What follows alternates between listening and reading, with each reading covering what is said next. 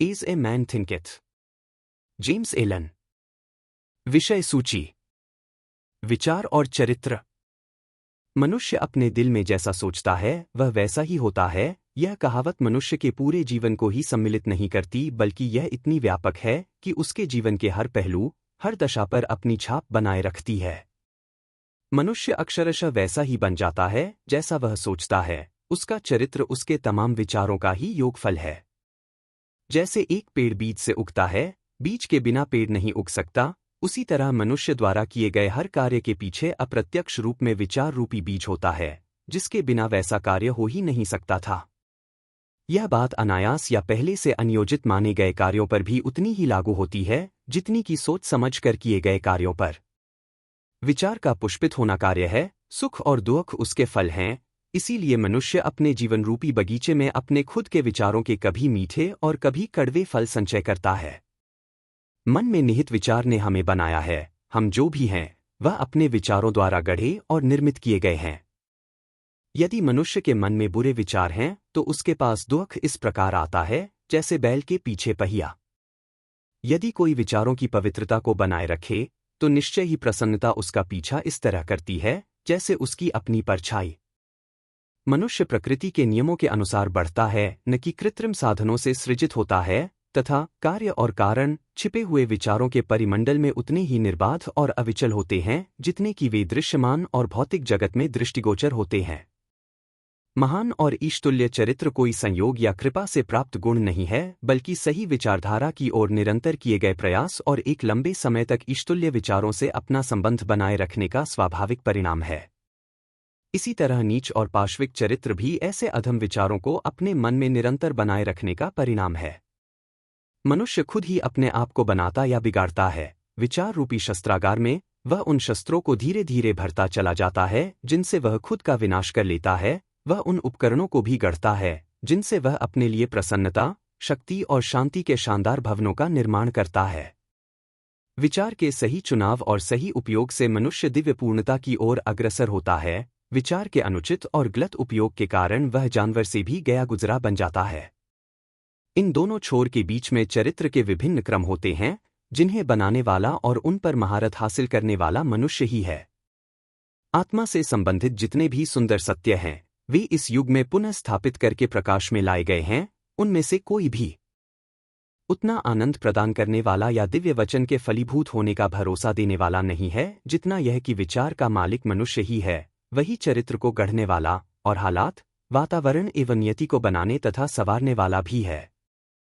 शक्ति, बुद्धि और प्रेम से युक्त जीव होने और स्वयं अपने विचारों का मालिक होने के कारण मनुष्य के पास हर परिस्थिति की कुंजी होती है और उसके भीतर परिवर्तित करने वाले तथा पुनर्जीवन देने वाले साधन भी मौजूद हैं जिनसे वह खुद को जो चाहे वह बना सकता है।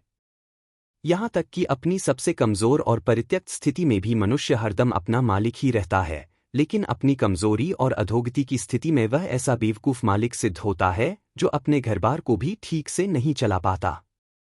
जब वह अपनी दशा पर गौर करता है और उस नियम को कटिबद्ध होकर ढूंढता है जिस पर उसका अस्तित्व टिका हुआ है, तब वह एक विवेकशील मालिक बन जाता है जो अपनी ऊर्जा का संचालन समझदारी से करता है और अपने विचारों को फलदायक कार्यों की ओर मोड़ देता है। एक सचेत मालिक ऐसा ही होता है और मनुष्य ऐसा तभी बन सकता है जब वह अपने खुद के भीतर विचार के नियमों को खोज ले। यह खोज पूरी तरह से अनुभव, आत्मनिरीक्षण और स्वयं पर लागू करने का विषय है। केवल कठिन परिश्रम और गहराई तक खुदाई करने के बाद ही सोना और हीरे पाए जा सकते हैं। उसी तरह अपनी अंतरात्मा रूपी खदान में गहराई तक जाकर खोजने पर ही मनुष्य अपने अस्तित्व से संबंधित हर सत्य को पा सकता है। यदि वह अपनी समझदारी, विवेक और शक्ति का उपयोग करके अपने विचारों पर नजर रखे, उन्हें नियंत्रित करे और उनमें परिवर्तन करे तथा उनसे होने वाले प्रभावों को अपने ऊपर, दूसरों के ऊपर, अपने जीवन और उसकी परिस्थितियों के ऊपर उनके कारण और प्रभाव को जोड़कर धैर्यपूर्वक अभ्यास और छानबीन करे तथा अपने हर अनुभव का उपयोग करते हुए रोजमर्रा की जिंदगी में होने वाली छोटी से छोटी घटना को परख कर अपने खुद के बारे में ज्ञान प्राप्त करने का साधन समझे तो वह इस बात को अचूक साबित कर सकता है कि अपने चरित्र को बनाने वाला, अपने जीवन को गढ़ने वाला और अपने भाग्य का निर्माण करने वाला स्वयं वही है। किसी भी अन्य स्थिति की अपेक्षा इस दिशा में यह नियम की जो खोजता है वही पाता है, और जो खटखटाता है द्वार उसी के लिए खुलता है, पूरी तरह लागू होता है। केवल धैर्य, अभ्यास और बिना थके निरंतर दृढ़ रहने से ही मनुष्य ज्ञान रूपी मंदिर के द्वार में प्रवेश पा सकता है। परिस्थितियों पर विचार का प्रभाव। मनुष्य का मन एक उपवन के समान है, जिसे समझदारी से सजाया संवारा जा सकता है अथवा उसे झाड़ झंकाड़ की भांति बेरोकटोक फैलने दिया जा सकता है। लेकिन चाहे परिष्कृत ढंग से हो या उपेक्षित, उसमें कुछ न कुछ तो उगने ही वाला है। यदि उसमें उपयोगी बीज नहीं बोए गए तो बेकार के पेड़ पौधे उगते रहेंगे, अनुपयोगी जंगली खरपतवार के बीज बहुतायत से पैदा होकर बिखेरते रहेंगे और अपने ही समान खरपतवार बढ़ाते जाएंगे। जैसे माली अपने बगीचे में करीने से जमीन तैयार करता है, खरपतवार साफ करता है, अपनी जरूरत के अनुसार फल फूल उगाता है, उसी तरह सारे खराब, गलत, अशुद्ध विचारों की खरपतवार को उखाड़ते रहकर मनुष्य को अपने मन रूपी उपवन को सुंदर बनाए रखना चाहिए और पूर्णत्व की ओर बढ़ने के लिए सही, उपयोगी और शुद्ध फल फूल रूपी विचार बनाए रखकर उनकी देखभाल करते रहना चाहिए। इस प्रक्रिया को बराबर करते रहने से देर सवेर मनुष्य को आखिर यह बोध हो ही जाता है कि अपनी आत्मा रूपी बगिया का वही प्रमुख माली है और अपने जीवन का निर्देशक भी। विचार के ये नियम उसके भीतर उद्घाटित होते हैं कि किस प्रकार विचार की शक्ति और मन के तत्व उसके चरित्र, परिस्थितियां और भाग्य को गढ़ने में अपना योगदान देते हैं, और इस बारे में उसकी समझदारी दिन प्रतिदिन बढ़ती ही जाती है। विचार और चरित्र एक ही हैं, और जिस तरह चरित्र केवल वातावरण और परिस्थितियों के द्वारा ही अपने आप को अभिव्यक्त करके समझता है, उसी प्रकार मनुष्य के जीवन की बाहरी दशाएं उसकी आंतरिक दशाओं के सामंजस्य में प्रकट होती है। इसका यह अर्थ नहीं कि किसी समय विशेष में मनुष्य की परिस्थितियां उसके संपूर्ण चरित्र के बारे में संकेत दे सकें, लेकिन वे परिस्थितियां उसके भीतर के महत्वपूर्ण विचार तत्व से इतनी प्रगाढ़ता से जुड़ी होती हैं कि उस समय उसकी प्रगति के लिए वे अत्यावश्यक होती है। अस्तित्व के नियम के अनुसार हर मनुष्य अपनी उस सही जगह पर है जहां उसे होना चाहिए। जिन विचारों को उसने अपने चरित्र में गढ़ा है, वही उसे वहां पर लेकर आए हैं, और उसके जीवन की व्यवस्था में इत्तेफाक की कोई गुंजाइश नहीं है, बल्कि यह सब उस नियम का परिणाम है जिसमें कभी गलती हो ही नहीं सकती। यह उनके लिए बिल्कुल उसी तरह सच है जो अपने वातावरण से संतुष्ट हैं, और उनके लिए भी जो अपने वातावरण से सामंजस्य नहीं बैठा पाते। एक प्रगतिशील और विकासशील प्राणी के रूप में मनुष्य जहाँ कहीं भी है, यह सीखने के लिए है कि वह विकसित हो, और किसी भी परिस्थिति में जैसे जैसे वह अपने लिए निहित आध्यात्मिक सबक सीखता जाता है, वैसे वैसे वह परिस्थिति समाप्त होती जाती है और दूसरी परिस्थितियों को जगह देती जाती है। जब तक मनुष्य स्वयं को बाहरी हालातों के द्वारा नियंत्रित प्राणी मानता रहता है, तब तक वह परिस्थितियों के थपेड़े खाता रहता है। लेकिन जब उसे एहसास होता है कि उसमें वह सृजनात्मक शक्ति है जो अपने अस्तित्व में छिपी मिट्टी और बीज को ऐसा आदेश दे सकती है जिसमें से परिस्थितियां उत्पन्न होती हैं, तब सही मायने में वह अपना मालिक बन जाता है। प्रत्येक मनुष्य जिसने समय की जिस किसी भी अवधि के लिए आत्मनियंत्रण और आत्मशुद्धि का अभ्यास किया है, वह जानता है कि परिस्थितियां विचार से उत्पन्न होती हैं, क्योंकि उसने गौर किया होगा कि उसकी बदली हुई मनोदशा के सही अनुपात में उसकी परिस्थितियों में बदलाव होता है। यह बात इतनी सटीक है कि जब मनुष्य ईमानदारी से अपने चरित्र की कमियों को सुधारने की कोशिश करता है और बड़ी तेजी से विशिष्ट प्रगति करता है, तब वह तीव्र गति से एक के बाद एक उतार चढ़ावों से गुजरता जाता है।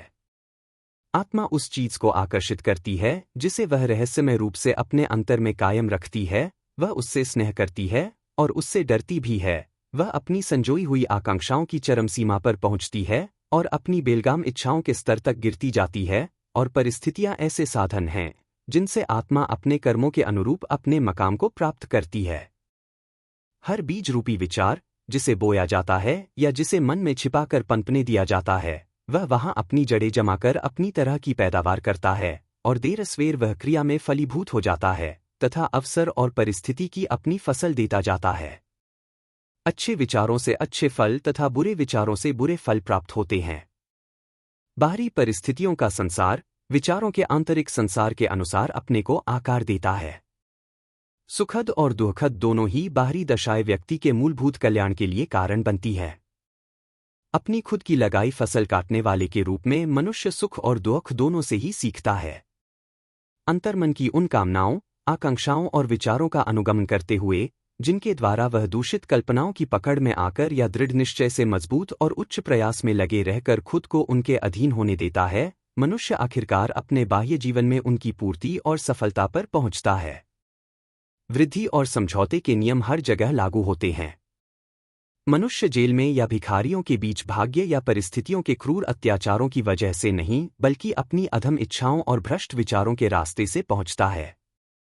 नहीं कोई पवित्र मानसिकता वाला मनुष्य बाहरी शक्ति के जरा से दबाव में आकर अपराध के गर्त में गिरता है, बल्कि आपराधिक विचार उसके दिल में अज्ञात रूप से बहुत लंबे समय से पोषित होते रहे और किसी सही मौके ने उस शक्ति को एकत्रित कर सामने आने का मौका दे दिया।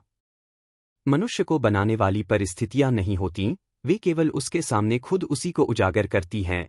जब तक मनुष्य का झुकाव अनैतिकता की ओर न हो, ऐसी परिस्थितियों का अस्तित्व हो ही नहीं सकता जो उसे दुराचार और उसके परिणामस्वरूप मिलने वाली दुखद तकलीफों की ओर धकेल दें। नहीं सद्गुणों की आकांक्षा का निरंतर पोषण करे बिना मनुष्य अचानक सदाचार की ओर प्रेरित होकर पवित्रतम सुख शांति प्राप्त कर सकता है, और इसीलिए मनुष्य अपने विचार का मालिक और अधिकारी बनकर खुद अपना निर्माता, अपने वातावरण का रचयिता और उसे आकार देने वाला है।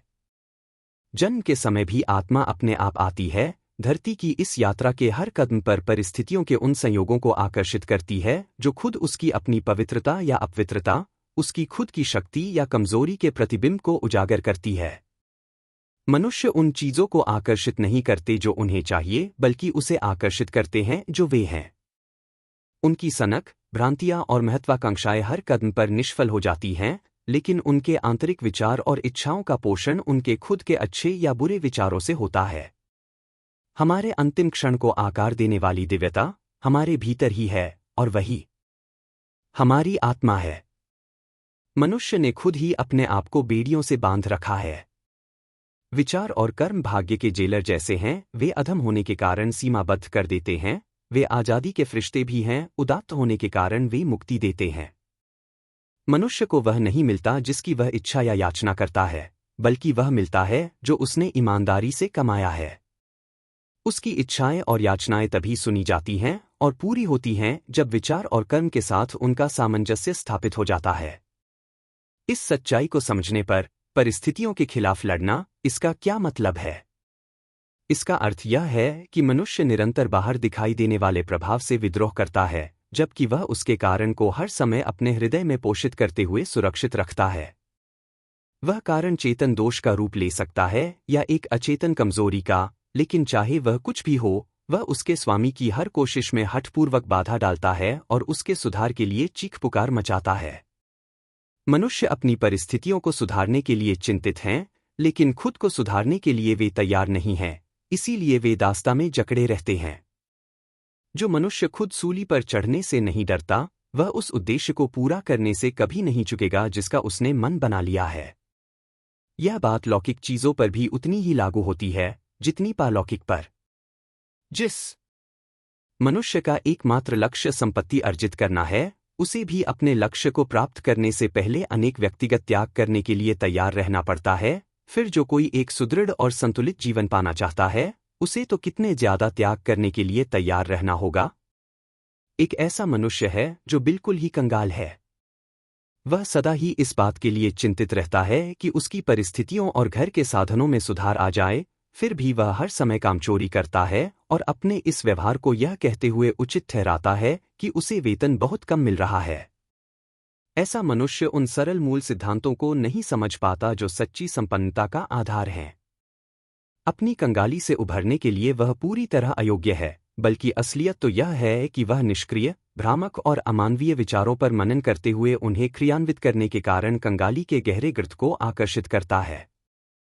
दूसरी ओर एक बहुत संपन्न मनुष्य है जो अपने पेटूपन के कारण किसी दर्दनाक लंबी बीमारी से ग्रस्त है। हालांकि उससे मुक्त होने के लिए वह बड़ी से बड़ी रकम खर्च करने को तैयार है, लेकिन अपनी खाने पीने की गलत आदतों को वह कभी नहीं छोड़ेगा। एक ओर तो वह अपना स्वास्थ्य चाहता है और दूसरी ओर स्वाद के लिए अप्राकृतिक और गरिष्ठ भोजन खाकर तृप्त भी होना चाहता है। ऐसा मनुष्य स्वास्थ्य प्राप्त करने के लिए नितांत अयोग्य है, क्योंकि उसने स्वस्थ जीवन का पहला सिद्धांत ही अभी तक नहीं सीखा। यहाँ मजदूरों का एक प्रबंधक है जो उन्हें उपयुक्त वेतन देने से बचने के लिए धूर्तता पर उतर आता है और ज्यादा मुनाफा कमाने के चक्कर में उनका वेतन कम कर देता है। ऐसा मनुष्य समृद्धि के लिए बिल्कुल अयोग्य है। जब उसकी संपन्नता और प्रतिष्ठा का दिवाला निकल जाता है तो बिना यह जाने कि अपनी इस हालत का जिम्मेदार वह खुद है, वह अपनी परिस्थितियों को दोष देता है। मैंने उपरोक्त 3 उदाहरण इस सच को स्पष्ट करने के लिए दिए हैं कि अपनी परिस्थितियों का कारण मनुष्य स्वयं है, हालांकि लगभग हमेशा ही अचेतन रूप से, और यह भी कि उसका लक्ष्य अच्छे परिणाम प्राप्त करने का होते हुए भी वह अपनी उपलब्धियों से निरंतर निराश होता रहता है, क्योंकि वह ऐसे विचार और इच्छाओं को बढ़ावा देता है जो शायद उस अच्छे परिणाम से तालमेल नहीं बैठा सकते। थोड़े बहुत बदलाव करके ऐसे अनगिनत उदाहरण दिए जा सकते हैं, लेकिन यह आवश्यक नहीं है, क्योंकि यदि पाठक चाहें और संकल्प करें तो अपने मन में, अपने जीवन में विचार के नियम के प्रभाव को खोज सकते हैं। जब तक ऐसा न किया जाए, सिर्फ बाहरी तथ्य विवेचना का आधार नहीं बन सकते। फिर भी परिस्थितियां इतनी जटिल होती हैं, विचार इतनी गहराई में जड़े जमाए होते हैं और सुख की परिभाषा व्यक्तियों के लिहाज से इतनी ज्यादा बदलती जाती है कि मनुष्य के जीवन के केवल बाहरी पहलू से उसकी संपूर्ण आत्मदशा को किसी दूसरे व्यक्ति द्वारा नहीं आंका जा सकता, हालांकि हो सकता है यह बात उसे स्वयं मालूम हो। कोई मनुष्य कुछ बातों में ईमानदार हो सकता है, फिर भी अभावों का दुख झेल रहा हो। कोई मनुष्य कुछ बातों में बेईमान होते हुए भी धन दौलत अर्जित कर ले, लेकिन आमतौर पर यह मान लेना सिर्फ ऊपरी तौर पर निर्णय करने का परिणाम है कि कोई व्यक्ति अपनी किसी खास ईमानदारी के कारण असफल होता है और दूसरा अपनी किसी खास बेईमानी की वजह से संपन्न। क्योंकि ऐसा मान लिया जाता है कि बेईमान आदमी पूरी तरह से बिल्कुल बेईमान होता है और ईमानदार आदमी हर मामले में पूरी तरह से ईमानदार। गहराई में जाने पर और विस्तृत अनुभव के आधार पर ऐसा निर्णय गलत साबित होता है। उस बेईमान व्यक्ति में भी कुछ ऐसे प्रशंसनीय गुण हो सकते हैं जो हो सकता है दूसरों में न मिलें, और ईमानदार व्यक्ति में कुछ ऐसे घृणित दोष हो सकते हैं जो दूसरे सामान्य लोगों में नहीं होते। ईमानदार व्यक्ति अपने निष्कपट विचारों और कार्यों के अच्छे परिणामों से लाभान्वित होता है, साथ ही अपने दोषों के कारण मिलने वाली तकलीफों को भी भोगता है। इसी प्रकार बेईमान व्यक्ति अपने दुख और खुशियां अर्जित करता है। मिथ्याभिमानी मनुष्य यह विश्वास करके खुश हो जाता है कि उसे अपने सद्गुणों के कारण तकलीफें उठानी पड़ती हैं, लेकिन जब तक मनुष्य अपने मन से हर दूषित, कटु और अपवित्र विचार उखाड़ कर नहीं फेंक देता तथा अपनी आत्मा पर से हर पाप में धब्बा साफ नहीं कर देता, क्या वह तब तक यह जानने और घोषित करने की स्थिति में होता है कि दुख दर्द उसके अच्छे कार्यों के परिणाम हैं, न कि उसके अवगुणों के। उस सर्वोच्च पूर्णता के मार्ग पर और उस तक पहुंचने से कहीं पहले उसे यह एहसास होगा कि यही महान नियम, जो निर्बाध रूप से न्यायप्रिय है, उसके मन और जीवन में क्रियाशील है, इसलिए वह अच्छाई के लिए बुरा और बुराई के लिए अच्छा परिणाम नहीं दे सकता। ऐसा विवेक जागृत होने के बाद जब वह पीछे मुड़कर अपने पिछले जीवन की दृष्टिहीनता और अज्ञानता को देखता है, तब उसे समझ में आएगा कि उसका जीवन हमेशा ही न्यायसंगत रूप से सुव्यवस्थित था और अब भी है। अतीत के अच्छे और बुरे सारे अनुभव तीव्रगति और न्यायसंगत रूप से उसके चरित्र को विकसित करने के लिए काम कर रहे थे, उसका वह चरित्र जो अभी भी अविकसित है। अच्छे विचारों और कर्मों का परिणाम कभी भी बुरा नहीं हो सकता, और न ही बुरे विचारों और कर्मों का परिणाम अच्छा हो सकता है। जैसे मक्का की खेती से मक्का और बिच्छुबूटी से बिच्छुबूटी के अलावा कुछ और पैदा नहीं हो सकते। मनुष्य प्रकृति के भौतिक स्तर पर तो इस नियम को समझता है और उसके अनुसार काम करता है, लेकिन इनेगिने ही ऐसे होते हैं जो इस नियम को मानसिक और नैतिक स्तर पर समझते हैं। यद्यपि यह कार्यप्रणाली उतनी ही सरल और अटल है, इसीलिए सर्वसाधारण इससे सहयोग नहीं करते। तकलीफें हमेशा ही किसी न किसी दिशा में गलत विचार का परिणाम होती हैं। यह इस बात का संकेत है कि व्यक्ति खुद अपने आप से, अपने अस्तित्व के नियम से सामंजस्य नहीं बैठा पाता। दुखद तकलीफ का एकमात्र और सर्वोपरि उपयोग होता है शुद्धिकरण के लिए और उन सभी चीजों को नष्ट करने के लिए जो अनावश्यक और अशुद्ध हैं। जो निर्मल है उसके लिए तकलीफ समाप्त हो जाती है। सोने में से पूरी तरह अशुद्धि निकाल देने के बाद उसे तपाने का कोई अर्थ नहीं है। एक पूरी तरह स्वच्छ और प्रबुद्ध व्यक्ति कति दुखी नहीं हो सकता। मनुष्य को दुखद तकलीफ में जिन परिस्थितियों का सामना करना पड़ता है, वे उसके ही मानसिक असंतुलन का परिणाम है। जिन परिस्थितियों का प्रभाव सुखकारी होता है, वह मनुष्य के मानसिक सामंजस्य के कारण होता है। सौभाग्यशाली होने का मापदंड भौतिक संपत्ति नहीं बल्कि सही विचार है। दुर्भाग्य का मापदंड भौतिक संपत्ति का अभाव नहीं बल्कि गलत विचार है। कोई मनुष्य धनी होते हुए भी अभिशापित हो सकता है अथवा गरीब होते हुए भी सौभाग्यशाली। अमीरी और सौभाग्य तभी एक साथ हो सकते हैं जब धन का उपयोग विवेक के साथ सही तरीके से किया जाता है। साथ ही गरीब मनुष्य दुर्भाग्य के गर्त में तभी उतरता है जब वह अपनी हालत को अन्यायपूर्ण ढंग से थोपी हुई मानता है। गरीबी और आसक्ति दुर्भाग्य के दो छोर हैं। ये दोनों समान रूप से अस्वाभाविक और असंतुलित मन का परिणाम है। जब तक मनुष्य स्वस्थ, संपन्न और प्रसन्न न हो तब तक वह सही तरह से अनुकूल अवस्था में नहीं आता, और प्रसन्नता, स्वास्थ्य तथा संपन्नता मनुष्य के अंतर का उसके बाह्य वातावरण के साथ सामंजस्यपूर्ण तालमेल का परिणाम है।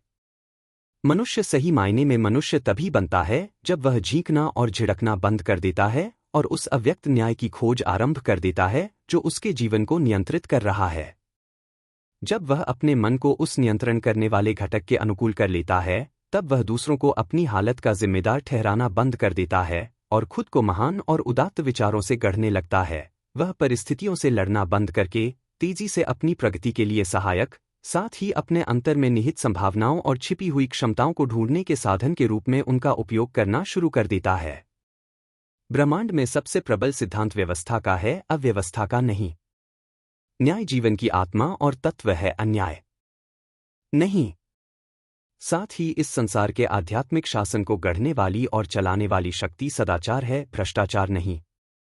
ऐसा होने के कारण यह जानने के लिए कि ब्रह्मांड सही है, मनुष्य को और कुछ नहीं बल्कि स्वयं को सही करना होगा, और खुद को सही करने की इस प्रक्रिया के दौरान वह समझेगा कि जैसे जैसे वह लोगों और चीज़ों के प्रति अपने विचारों को बदलता जाएगा, वैसे वैसे चीज़ें और दूसरे लोग उसके प्रति बदलते जाएंगे।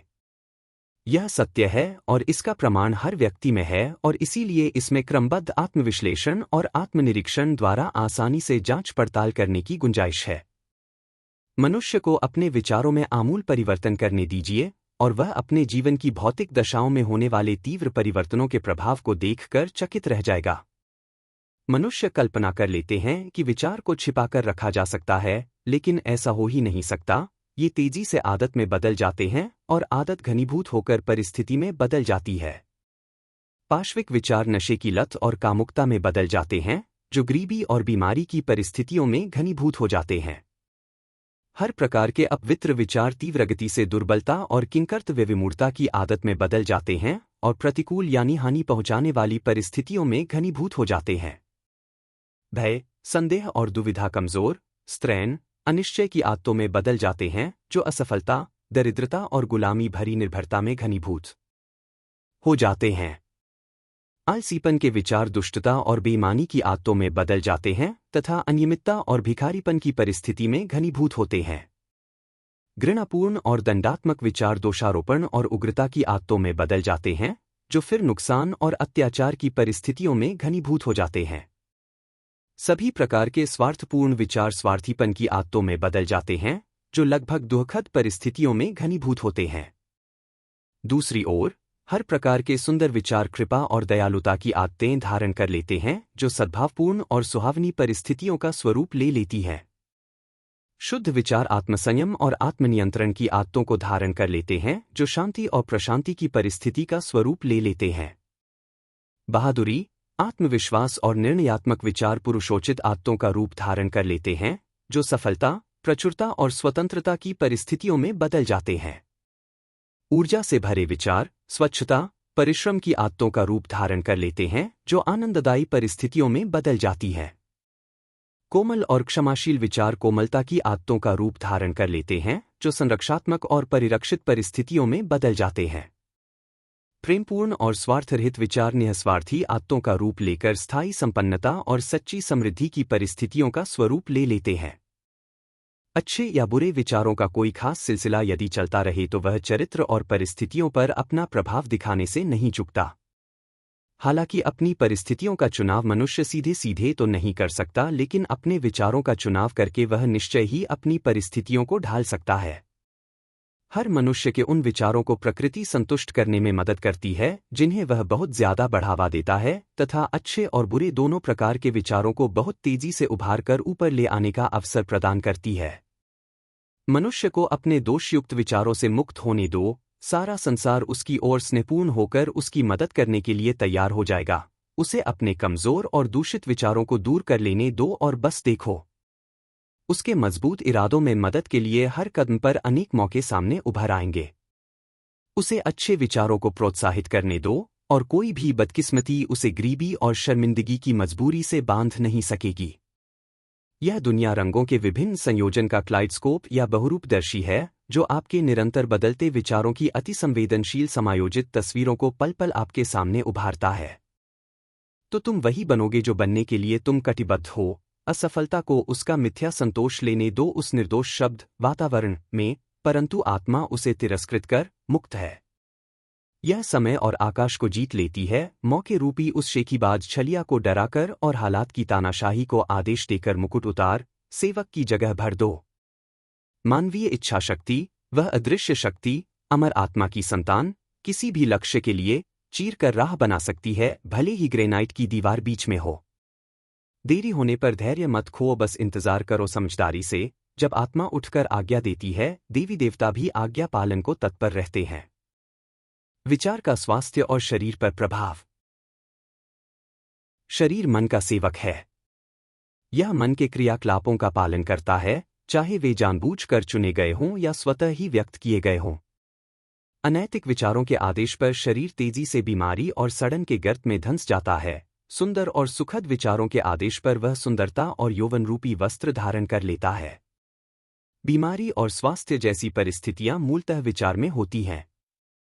अस्वास्थ्यकर विचार खुद को अस्वस्थ शरीर द्वारा व्यक्त करेंगे।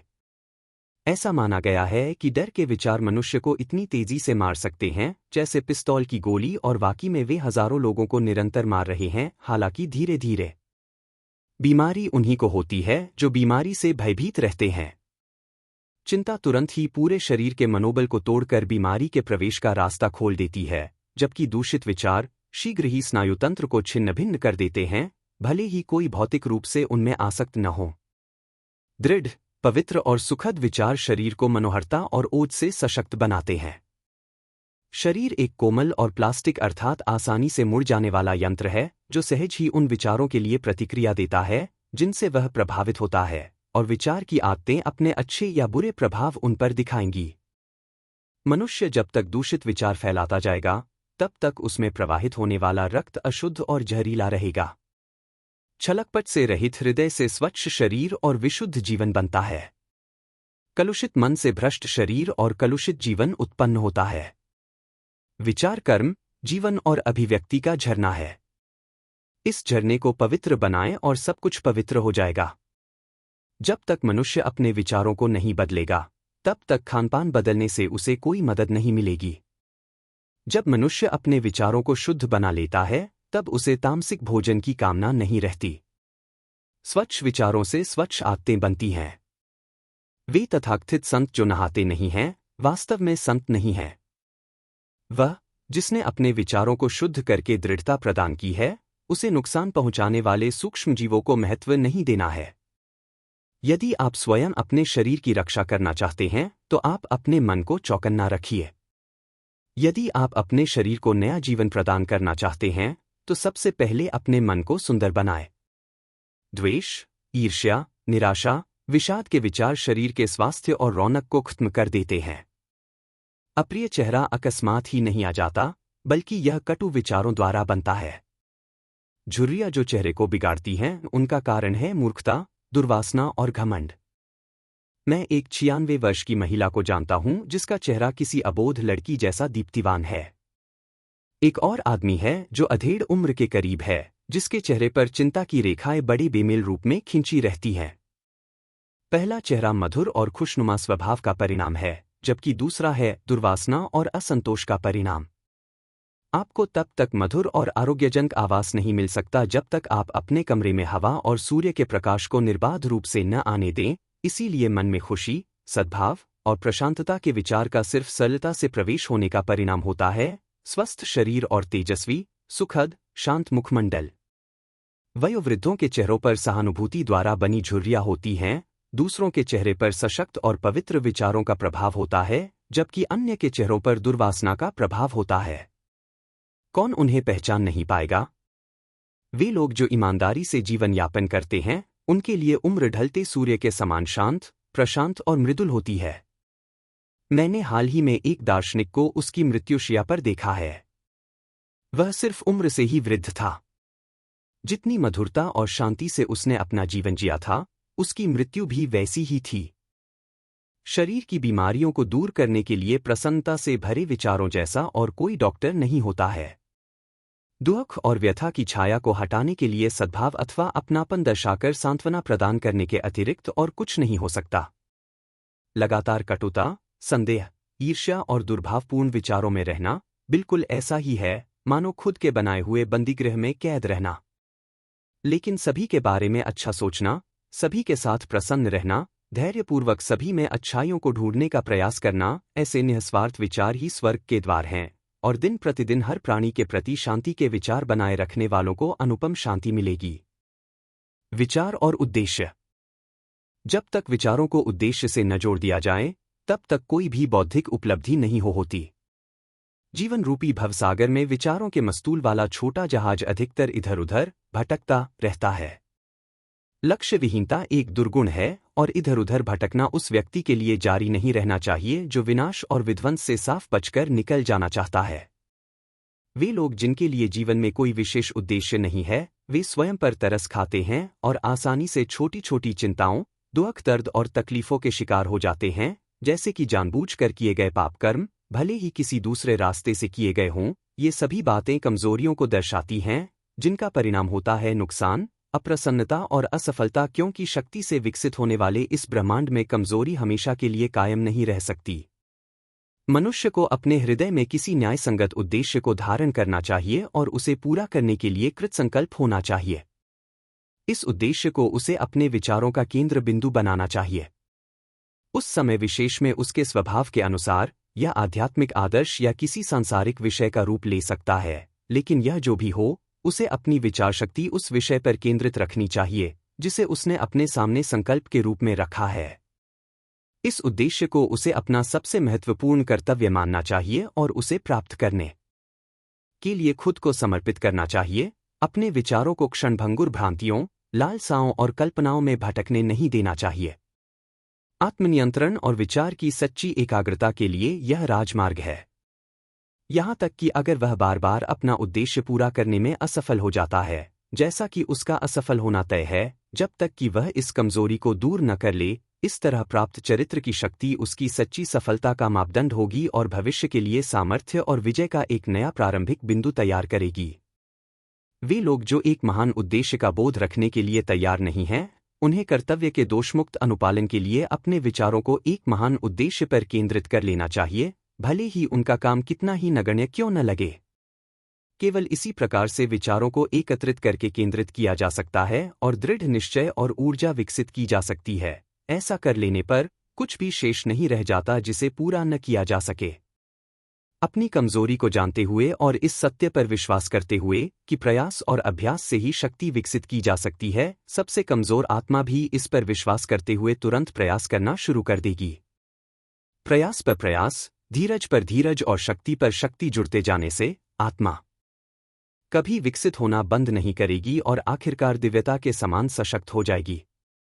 जैसे शारीरिक रूप से कमजोर मनुष्य सावधानी और धैर्यपूर्वक प्रशिक्षित होकर अपने आप को शक्तिशाली बना सकता है, वैसे ही कमजोर विचारों वाला मनुष्य सही दिशा में सोच विचार करके स्वयं को शक्तिशाली बना सकता है।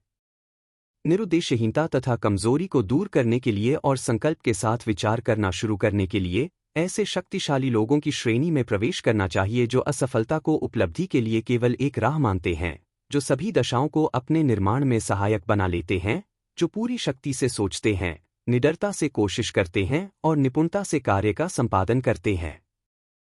अपने उद्देश्य को समझ लेने पर उसे प्राप्त करने के लिए मनुष्य को बिना दाएं बाएं देखे मानसिक रूप से एक सीधा रास्ता चुन लेना चाहिए। संदेह और डर को कड़ाई से निकाल देना चाहिए। वे विघटनकारी तत्व हैं जो प्रयास की सीधी रेखा को तितर-बितर करके उसे टेढ़ा-मेढ़ा, निष्प्रभावी और बेकार कर देते हैं। संदेह और डर के विचारों से न कोई काम पूरा होता है और न कभी किया जा सकता है। वे हमेशा ही असफलता की ओर ले जाते हैं। उद्देश्य पूरा करने के लिए ऊर्जा और शक्ति चाहिए और जब संदेह और डर घर कर लेते हैं तो तमाम दृढ़ विचार खत्म हो जाते हैं। हम इस काम को कर सकते हैं इस भान के होते ही इच्छा शक्ति अपने आप आ जाती है। संदेह और डर ज्ञान के सबसे बड़े शत्रु हैं, और वह जो उनका वध नहीं करता, जो इन्हें बढ़ावा देता है, खुद को हर कदम पर विफल कर देता है। वह जिसने संदेह और डर पर विजय पाली, उसने असफलता को जीत लिया है। उसका हर विचार ऊर्जा से परिपूर्ण होता है और हिम्मत से हर कठिनाई का सामना करके समझदारी से उस पर विजय पाई जाती है। उसके उद्देश्य सही समय पर रोपे जाते हैं जो फलते फूलते हैं और ऐसे फल उत्पन्न करते हैं जो झड़कर समय से पहले नहीं गिर जाते। वे विचार जो उद्देश्य के प्रति निर्भयता से परिपूर्ण होते हैं, वे नवनिर्माण की शक्ति बन जाते हैं। वह मनुष्य जो इस बात को जानता है, वह मात्र अस्थिर विचारों और चंचल उत्तेजनाओं का पुलिंदा न रहकर कुछ उच्चतर और सशक्त बनने को तैयार हो जाता है। वह मनुष्य जो ऐसा करता है, वह सचेत रहकर समझदारी से अपनी मानसिक शक्तियों को नियंत्रित करने वाला बन जाता है। उपलब्धि में विचार तत्व। वह सब कुछ जो मनुष्य हासिल करता है या जो कुछ हासिल करने में असफल रहता है, वह सीधे सीधे उसके अपने विचारों का परिणाम है। उचित रूप से व्यवस्थित जगत में संतुलन के अभाव का अर्थ होगा पूरी तरह से विनाश, जिसमें व्यक्तिगत जिम्मेदारी संपूर्ण होनी चाहिए। मनुष्य की कमजोरी और शक्ति, पवित्रता और अपवित्रता उसकी अपनी होती है, किसी और की नहीं। वे खुद उसके द्वारा उत्पन्न होती हैं, किसी और के द्वारा नहीं, और उन्हें केवल उसी के द्वारा बदला जा सकता है, किसी अन्य के द्वारा तो कभी नहीं। उसकी परिस्थिति भी उसकी अपनी होती है, किसी और मनुष्य की नहीं। उसकी दुखद तकलीफ और उसकी खुशी भीतर से पैदा होती है। जैसा वह सोचता है, वैसा ही वह होता है। जैसा वह सोचना जारी रखता है, वह वैसा ही बना रहता है। कोई बलवान मनुष्य दूसरे कमजोर मनुष्य की मदद तब तक नहीं कर सकता, जब तक वह कमजोर मनुष्य मदद लेने के लिए तैयार न हो, और तब भी कमजोर मनुष्य को खुद ही बलवान बनना चाहिए। अपने खुद के प्रयास से उसे वह शक्ति विकसित करनी चाहिए जिसे वह दूसरों में सराहता है। उसकी परिस्थिति को उसके अलावा कोई और नहीं बदल सकता। मनुष्यों के लिए यह सोचना और कहना बहुत सामान्य होता है, बहुत से मनुष्य गुलाम होते हैं क्योंकि उनमें एक अत्याचारी है, हमें अत्याचारी से नफरत होनी चाहिए। अब फिर भी कुछ लोगों में इस राय को पलटने की प्रवृत्ति बढ़ रही है कि वे कहें, एक मनुष्य अत्याचारी है क्योंकि बहुत से गुलाम होते हैं, तो आओ हम गुलामों का तिरस्कार करें। सच्चाई यह है कि अत्याचारी और गुलाम अनजाने में सहयोगी हैं। ऊपरी तौर पर वे एक दूसरे को दुहक देते हैं, जबकि वास्तव में वे खुद को दुहक देते हैं। आदर्श ज्ञान उत्पीड़ित की कमजोरी में और अत्याचार करने वाले की शक्ति के दुरुपयोग, दोनों में नियम की कार्यवाही देखता है। आदर्श प्रेम दोनों ही स्थितियों में अपरिहार्य तकलीफ को देखकर किसी की भी निंदा नहीं करता। आदर्श करुणा अत्याचारी और उत्पीड़ित दोनों को ही गले लगा लेती है। वह जिसने कमजोरी पर विजय हासिल कर ली है और तमाम स्वार्थपूर्ण विचारों को दूर कर लिया है, वह न अत्याचारी होता है और न उत्पीड़ित। वह स्वतंत्र है। मनुष्य केवल अपने विचारों को उन्नत करके ही ऊंचा उठ सकता है, जीत सकता है और विजय प्राप्त कर सकता है। अपने विचारों को उन्नत करने से इनकार करने पर वह कमजोर, दयनीय और दुखी रहता है। मनुष्य को किसी भी चीज को हासिल करने से पहले, चाहे वे सांसारिक वस्तुएं ही हों, उसे अपने विचारों को पाश्विक आसक्ति की गुलामी के ऊपर उन्नत करना ही होगा। इसमें सफलता हासिल करने के लिए भले ही वह तमाम पशु प्रवृत्ति और स्वार्थपरता न छोड़ पाए, फिर भी कम से कम उसका कुछ अंश तो उसे त्यागना ही होगा। वह मनुष्य जिसका पहला विचार पाश्विक आसक्ति है, न तो वह सही ढंग से सोच सकता है, न ही व्यवस्थित तरीके से योजना बना सकता है। वह अपने अंतर्निहित संसाधनों को न तो पहचान सकता है और न ही उन्हें विकसित कर सकता है, और किसी भी जिम्मेदारी को निभाने में असफल हो जाता है। अपने विचारों को साहसपूर्वक नियंत्रित न करने के कारण ही वह कई मामलों को नियंत्रित नहीं कर पाता और गंभीरता से निभाई जाने वाली जिम्मेदारियां नहीं उठा सकता। वह स्वतंत्र रूप से कार्य करने में सक्षम नहीं है, न अपने बूते पर कुछ कर सकता है, बल्कि वह जिन विचारों को पसंद करता है, उन्हीं पर सीमित रहता है। त्याग किए बिना कोई भी प्रगति या उपलब्धि नहीं हो सकती। मनुष्य की सांसारिक सफलताएं उसी अनुपात में होंगी जितना वह अपने भ्रामक पाश्विक विचारों को त्याग देता है एवं अपने संकल्प और आत्मनिर्भरता को दृढ़ करके अपने मन को अपनी योजनाओं के विकास के लिए केंद्रित कर लेता है। वह अपने विचारों को जितना उन्नत कर लेता है, उतना ही सदाचारी, ईमानदार और पौरुषयुक्त बन जाता है, और उसे उतनी ही अधिक सफलता मिलेगी, उसकी उपलब्धियां उतनी ही सुखदायी और टिकाऊ होंगी। यह ब्रह्मांड लोभी, बेईमान, झूठे और शातिर लोगों के पक्ष में नहीं रहता, हालांकि सतही तौर पर कभी कभी ऐसा प्रतीत होता है। यह सच्चे, उदार और ईमानदार लोगों की मदद करता है। हर युग के महान शिक्षकों ने अलग अलग शब्दों में इस बात की घोषणा की है और इस बात की पुष्टि करने और उसे जानने के लिए मनुष्य को अपने विचारों को उन्नत करके खुद को ज्यादा से ज्यादा सदाचारी बनाने के लिए कटिबद्ध होना पड़ेगा। बौद्धिक उपलब्धियां उन विचारों का परिणाम हैं जो ज्ञान की खोज के लिए अथवा जीवन और प्रकृति में सौंदर्य और सत्य के प्रति समर्पित हैं। कभी कभी ऐसी उपलब्धियां अभिमान और महत्वाकांक्षा से भी संबंधित होती हैं, लेकिन ये उन विशिष्टताओं के परिणाम नहीं हैं, बल्कि वे लंबे समय तक किए गए कठिन प्रयास तथा पवित्र और निःस्वार्थी विचारों के स्वाभाविक परिणाम हैं। पावन आकांक्षाओं की पूर्ति ही आध्यात्मिक उपलब्धियां हैं।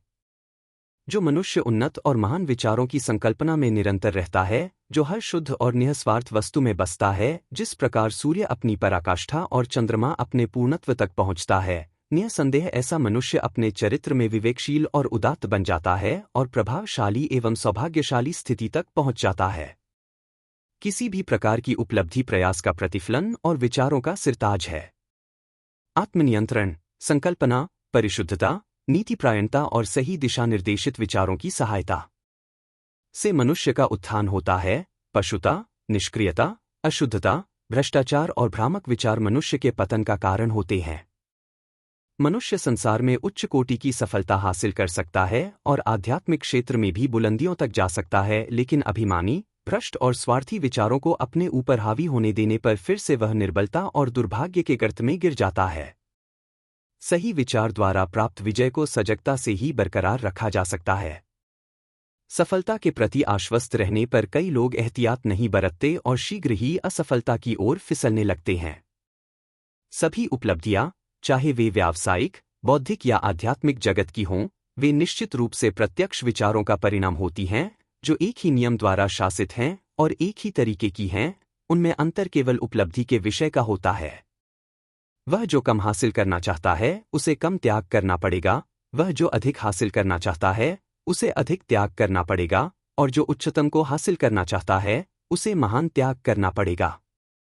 परिकल्पनाएं और आदर्श। स्वप्न दृष्टा विश्व के उद्धारक होते हैं।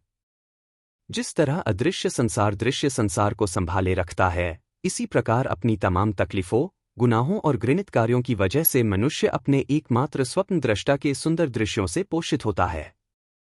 मानव जाति अपने स्वप्न दृष्टाओं को भूल नहीं सकती, वह उनके आदर्शों को धूमिल होकर मिटने नहीं दे सकती, वह उन्हीं में जीवित रहती है और वह उन्हें उन वास्तविकताओं के रूप में पहचानती है जिन्हें वह एक दिन देखेगी और जानेगी। रचयिता, मूर्तिकार, चित्रकार, कवि, पैगंबर, संत ऋषि सभी परलोक के सृष्टिकर्ता हैं, स्वर्ग के वास्तुकार। विश्व इसीलिए सुंदर है क्योंकि वे लोग इसका हिस्सा रहे हैं। उनके बिना संघर्ष करने वाली मानव जाति नष्ट हो जाएगी। जो अपने हृदय में सुंदर परिकल्पना और उच्च आदर्श संजोता है, वही एक दिन उन्हें साकार कर सकता है। कोलंबस ने एक अन्य विश्व की परिकल्पना संजोई और उसे खोज भी निकाला। कोपरनिकस ने अनेक विश्व और विस्तृत ब्रह्मांड की परिकल्पना संजोए रखी और उन्हें उजागर किया। भगवान बुद्ध ने निष्कलंक सौंदर्य एवं उत्तम शांतिपूर्ण आध्यात्मिक विश्व की परिकल्पना का अवलोकन किया और उसमें प्रवेश भी किया। अपने सपनों को संजोए रखो, अपने आदर्शों को संजोए रखो, अपने हृदय को प्रेरित करने वाले संगीत को संजोए रखो, क्योंकि आपके मन में आकार लेती हुई सुंदरता, आपके विचारों को आच्छादित करने वाला माधुर्य तथा सारी आनंददायी परिस्थितियां इन्हीं में से विकसित होंगी और दिव्य वातावरण का विकास होगा। यदि इन सब के प्रति आप सच्चे हैं तो अंत में आपके विश्व का निर्माण हो जाएगा। इच्छा रखने का अर्थ है उसे प्राप्त करना, आकांक्षा रखने का अर्थ है उसकी उपलब्धि। क्या मनुष्य की निम्नतम स्तर की इच्छाओं की तुष्टि पूरी तरह से हो जाएगी और उसकी पवित्रतम अभिलाषाएं प्रोत्साहन की कमी के कारण दम तोड़ देंगी? विधान ऐसा नहीं है। मांगो और पाओ के संदर्भ में इच्छाओं की ऐसी दशा कभी नहीं हो सकती। उदात्त सपने देखो और तुम जैसे सपने देखोगे वैसे ही बन जाओगे। भविष्य की तुम्हारी दूरंदेशी में इस बात की आशा है कि तुम एक दिन क्या बनोगे। तुम्हारा आदर्श इस बात की भविष्यवाणी है कि आखिरकार तुम क्या अनावृत करोगे। बड़ी से बड़ी उपलब्धि भी शुरू में कुछ समय के लिए एक सपना ही थी। इतना बड़ा बरगद का पेड़ भी प्रसुप्त अवस्था में बीज में ही निहित होता है, चूजा भी अंडे में प्रतीक्षा करता है, और आत्मा की उच्चतम कल्पना शक्ति में एक जागृत फरिश्ता प्राण डालता है। सपने असलियत के बीज हैं। आपकी परिस्थितियां प्रतिकूल हो सकती हैं, लेकिन यदि आप किसी आदर्श को नज़र में रखें और उस तक पहुंचने की कोशिश करें तो परिस्थितियां अधिक समय तक प्रतिकूल नहीं रहेंगी। आप अपने अंतरतम की यात्रा करते हुए बाहर अविचल नहीं रह सकते। यहाँ उदाहरण है एक युवक का जो गरीबी और परिश्रम से दबा हुआ है, किसी भी प्रकार के कार्य के लिए परिष्कृत नहीं है, अप्रशिक्षित है और जिसे लंबे समय तक ऐसी जगह काम करना पड़ता है जहाँ का वातावरण स्वास्थ्य के अनुकूल नहीं है। लेकिन फिर भी वह बेहतर चीजों के सपने देखता है, वह बुद्धिमत्ता, परिष्कृति, अनुग्रह और सौंदर्य के सपने देखता है। वह जीवन की एक आदर्श परिस्थिति के बारे में कल्पना करके उसे मानसिक रूप से निर्मित करता है। प्रशस्त स्वतंत्रता और विस्तृत कार्यक्षेत्र की परिकल्पना उस पर अपना अधिकार जमा लेती है। उसकी व्याकुलता उसे कार्य के लिए प्रेरित करती है और वह अपने बचे हुए सारे समय तथा साधनों को अपनी अव्यक्त शक्ति एवं संसाधनों के विकास में लगा देता है। शीघ्र ही उसका मन इस तरह परिवर्तित हो जाता है कि उस कार्यशाला में अब उसका मन नहीं लगता। उसका मन अपनी मानसिकता के साथ सामंजस्य न बैठा पाने के कारण उसके जीवन से इस तरह हट जाता है, जिस तरह मनुष्य पहने हुए वस्त्र को उतार फेंकता है, और अवसरों के बढ़ने के कारण जो उसकी बढ़ती हुई शक्तियों के कार्यक्षेत्र में योग्य बैठती हैं, वह उसमें से हमेशा के लिए निकल जाता है। वर्षों बाद हम इस नवयुवक को एक वयस्क के रूप में पाते हैं। हम उसे मन की कुछ विशेष शक्तियों के स्वामी के रूप में पाते हैं, जिनका उपयोग वह विश्वव्यापी प्रभाव और लगभग बेजोड़ ताकत के साथ करता है। वह अपने हाथों में विशालकाय जिम्मेदारियों की डोर थामे हुए है, उसकी वाणी सुनकर जीवन बदल जाते हैं। स्त्री और पुरुष उसके शब्दों का अनुसरण करके अपने चरित्र में सुधार करने लगते हैं। वह सूर्य की भांति अटल और ऐसा प्रकाशवान केंद्र बन जाता है जिसके चारों ओर असंख्य नियतियां परिक्रमण करती हैं। उसने युवावस्था के अपने विजन यानी अपनी परिकल्पना को साकार कर लिया है। अपने आदर्श के साथ वह एकाकार हो गया है। हे युवा पाठक, आप भी अपने हृदय की परिकल्पना को साकार करेंगे, निराधार इच्छा को नहीं, चाहे वह निम्न स्तर की हो या सुंदर अथवा दोनों प्रकार की मिलीजुली। आपका आंतरिक झुकाव सदा ही उसकी ओर होगा जिसे आप चोरी छिपे मन में सबसे ज्यादा चाहते हैं। आपके विचारों का अक्षरशः परिणाम आपके हाथों में रखा जाएगा। आपको वही मिलेगा जो आपने कमाया है, न उससे कम न उससे ज्यादा। आपका वर्तमान वातावरण चाहे कुछ भी हो, आपके अपने विचारों, आपके आदर्श, आपकी परिकल्पना के साथ ही आपका उत्थान या पतन होगा। अपने पर हावी इच्छा के अनुकूल, अपनी नगण्य अथवा प्रभावी महत्वाकांक्षा के अनुकूल ही आप महान बनते हैं। स्टैंटन डेविस करकेहम के सुंदर शब्दों में, आप अपने कर्मों का लेखा जोखा रखते होंगे और अब तक जो आपके आदर्शों के बीच की रुकावट बन रहे थे, उस द्वार से चलकर आप निकल जाएंगे और स्वयं को ऐसे दर्शकगण के सामने पाएंगे। कलम अभी भी आपके कान के पीछे होगी, हाथों पर स्याही के धब्बे होंगे और तभी वहां आपकी प्रेरणा बौछार के रूप में फूट पड़ेगी। आप भले ही भेड़े चरा रहे होंगे और कभी ग्रामीण देहाती की तरह शहर में चकित होकर मुंह बाए हैरान निरुद्देश्य घूम रहे होंगे। इसी प्रकार अपनी आत्मा के निर्भीक मार्गदर्शन में आप अपने गुरु के कक्ष में पहुंच जाते हैं और कुछ समय बाद वे कहेंगे, तुम्हें सिखाने के लिए अब मेरे पास और कुछ नहीं है। अब आप गुरु बन गए हैं जो अभी कुछ देर पहले तक भेड़े चराते समय महान चीजों के सपना देखा करता था। इस संसार के पुनरुत्थान के कार्य को अपने ऊपर लेने के लिए आपको आरी और रंदा छोड़ देना पड़ेगा। विचारविहीन, अनभिज्ञ और अकर्मण्य मनुष्य केवल संयोग, सौभाग्य और अवसर की बातें करते हैं। वे चीजों को नहीं बल्कि उनके प्रत्यक्ष प्रभावों को ही देखते हैं। किसी मनुष्य को धनवान होते देखकर वे कहते हैं, वह कितना सौभाग्यशाली है। किसी अन्य की बुद्धिमत्ता को देखकर वे चिल्ला उठते हैं, भाग्य ने उसकी कितनी सहायता की है। इसी तरह किसी दूसरे के संत सुलभ चरित्र और सर्वसामान्य जनता पर उसके गहरे प्रभाव को देखकर वे टिप्पणी करते हैं, देखो जीवन के हर मोड़ पर संयोग कैसे उसकी मदद करता है। अपने उस अनुभव को पाने के लिए इन पुरुषों ने स्वेच्छा से जिन संघर्षों, असफलताओं और मुसीबतों का सामना किया है, वे उन्हें नहीं देखते। उन्हें उन लोगों के द्वारा किए गए त्याग और निर्भीक प्रयासों की कोई जानकारी नहीं है किस तरह से उन्होंने अपनी श्रद्धा और विश्वास बनाए रखा कि सबसे कठिन प्रतीत होने वाले कार्य पर वे विजय प्राप्त करेंगे और अपने हृदय की परिकल्पना को साकार करेंगे। वे लोग उनके मन की व्यथा और उदासी को नहीं जानते, वे केवल उस बाहरी उत्साह और प्रकाश को ही देख पाते हैं जिसे वे भाग्य का नाम दे देते हैं। वे लोग मुसीबतों से भरी उनकी लंबी यात्रा नहीं देख पाते, बल्कि केवल सुहावने लक्ष्य को देखकर कहते हैं, कैसी खुशकिस्मती। वे कष्टों से भरी इस प्रक्रिया को नहीं समझते, केवल परिणाम को देखकर उसे संयोग मान लेते हैं।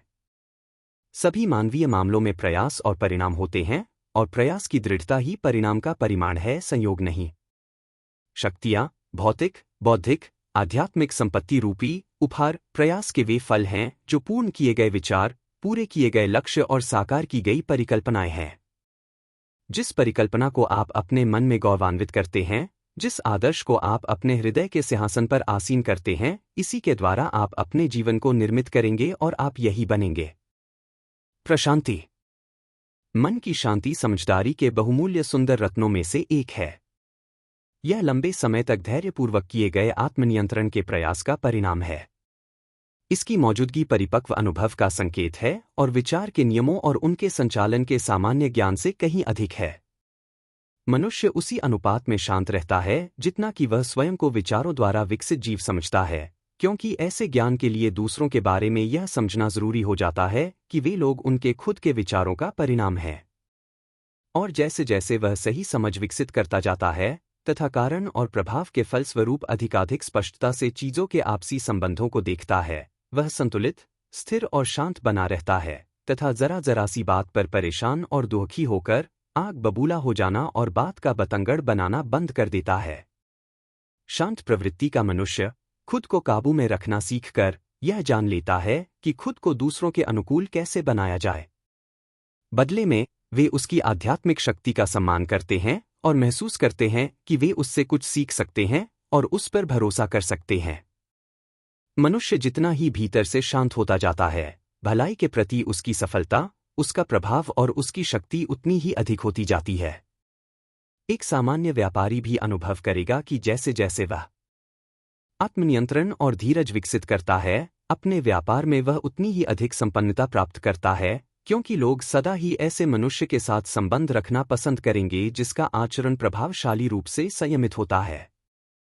शांत और प्रभावशाली मनुष्य सदा ही सम्मान और स्नेह का पात्र होता है। वह प्यासी धरती पर छायादार वृक्ष या तूफान में आश्रय देने वाली चट्टान के समान है। शांतचित्त हृदय, मधुर स्वभाव और संतुलित जीवन को भला कौन नहीं चाहेगा। इससे फर्क नहीं पड़ता कि बरसात है या धूप या जिनके पास ऐसे आशीर्वाद हैं, उनमें क्या परिवर्तन आ रहे हैं, क्योंकि वे सदा ही आकर्षक, मधुर और शांत बने रहते हैं। चरित्र का वह उत्कृष्ट संतुलन, जिसे हम प्रशांतता कहते हैं, संस्कृति का अंतिम अध्याय है, आत्मा का फलन है। यह उतना ही मूल्यवान है जितना कि विवेक, जो सोने से भी, हाँ, खरे सोने से भी अधिक वांछित है। एक प्रशांत जीवन के मुकाबले केवल धन के पीछे भागना कितना निरर्थक है। लहरों के नीचे, समुद्री तूफानों की पकड़ के परे, ऐसा जीवन जो सत्य के महासागर में वास करता है, शाश्वत प्रशांति में। हम ऐसे कितने ही लोगों को जानते हैं जो अपने जीवन को कटुता से भर लेते हैं और अपने आक्रामक स्वभाव से जीवन में उस सब का सर्वनाश कर लेते हैं जो सुंदर और मधुर है, जो अपने चरित्र के संतुलन को बर्बाद करके दुश्मनी मोल ले लेते हैं। प्रश्न यह है कि आत्मनियंत्रण के अभाव में क्या अधिकांश मनुष्य अपनी खुशियों को खत्म कर अपने जीवन को बर्बाद नहीं कर लेते? अपने जीवन में हम केवल कुछ एक ही ऐसे लोगों से मिलते हैं जो पूरी तरह से संतुलित हैं और जिनके पास वह उत्कृष्ट शालीनता होती है जो परिष्कृत चरित्र का विशेष लक्षण है। हाँ, मानव जाति जैसे अनियंत्रित भावावेश से उमड़ती है, बेलगाम दुहक से उत्तेजित होकर संदेह और चिंता से इधर उधर थपेड़े खाती है। वहीं केवल एक विवेकशील मनुष्य, जिसके विचार शुद्ध और नियंत्रित हैं, वह अपनी आत्मा की हवाओं और आंधियों को आज्ञा पालन के लिए मजबूर कर लेता है। समुद्री तूफानों में हिचकोले खाई हुई आत्माओं, आप चाहे कहीं पर भी हों, चाहे कैसी भी परिस्थितियों में आप रहते हों, जान ले कि जीवन रूपी भवसागर में आशीर्वाद रूपी टापू मुस्कुरा रहे हैं और आपके आदर्श के उज्ज्वल तट आपके आने की राह देख रहे हैं। अपने विचार रूपी पतवार पर अपनी पकड़ मजबूत रखिए। आपकी आत्मा की गहराइयों में आदेश देने वाला मालिक लेटा हुआ है। वह है, लेकिन सुप्त अवस्था में है, उसे जागृत करो।